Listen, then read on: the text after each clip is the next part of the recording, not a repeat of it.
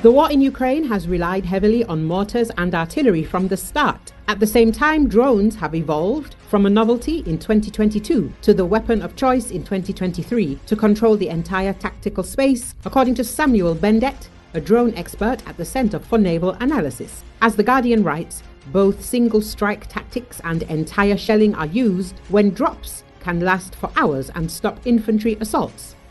Although battery life limits flight time, a kamikaze FPV drone can fly 20 kilometers in good weather. However, since saving money is the main thing, bomber drones, which operate within a radius of up to 5 kilometers and return after the attack, remain the priority. At first, drones in Ukraine were a civil society initiative when the military, their friends and relatives raised funds and bought UAVs for the Ukrainian Armed Forces. Later, Ukrainians in the rear began assembling drones in their homes and garages. They were then sent to brigade workshops for modification. Now the balance is changing. As of December, the Ukrainian Defense Ministry had supplied the military with 1.1 million FPV drones and 100,000 more sophisticated devices. Russia had provided the occupation forces with 1.2 to 1.4 million UAVs. Thus, parity in this type of weaponry is maintained. There is little technological difference between the parties. Each instantly copies the other.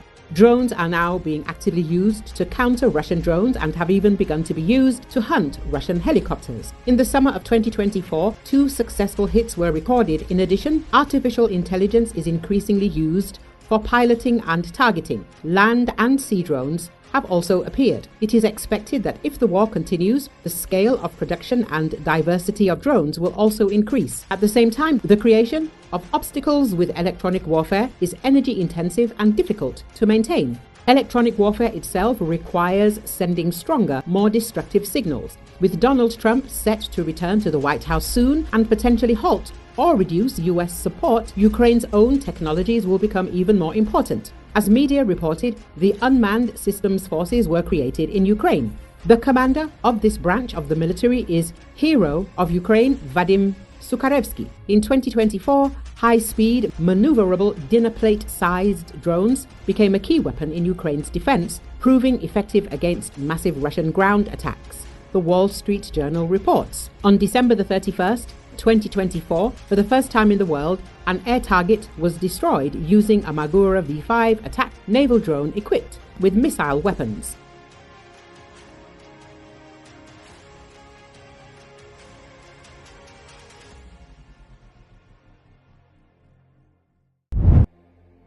The Israeli military released footage on Saturday it said showed troops operating in the northern Gaza Strip. The army said in a statement that its troops destroyed a Hamas complex in an area known as the Officers' Neighborhood. As the war continues on the ground, Hamas said in a statement that indirect ceasefire negotiations were set to resume on Friday, a day after Israeli Prime Minister Benjamin Netanyahu's office said that he authorized a delegation from the Mossad intelligence agency, the Shin Bet internal security agency and the military to continue the talks in Qatar. The US-led talks have repeatedly stalled and Netanyahu has vowed to press ahead in Gaza until Hamas is destroyed. But the militants, while greatly weakened, have repeatedly regrouped, often after Israeli forces withdraw from areas. The war was sparked by Hamas-led militants' attack into Israel on October 7, 2023. They killed around 1,200 people, mostly civilians, and abducted around 250. Around 100 hostages are still inside Gaza, at least a third believed to be dead. Israel's retaliation has killed more than 45,700 Palestinians in Gaza and women and children make up more than half the dead, according to the territory's health ministry. The ministry doesn't distinguish between civilians and combatants in its tally.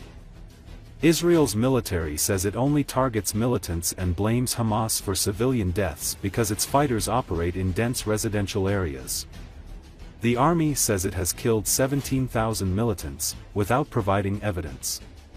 The war has caused widespread destruction and displaced about 90% of Gaza's population of 2.3 million.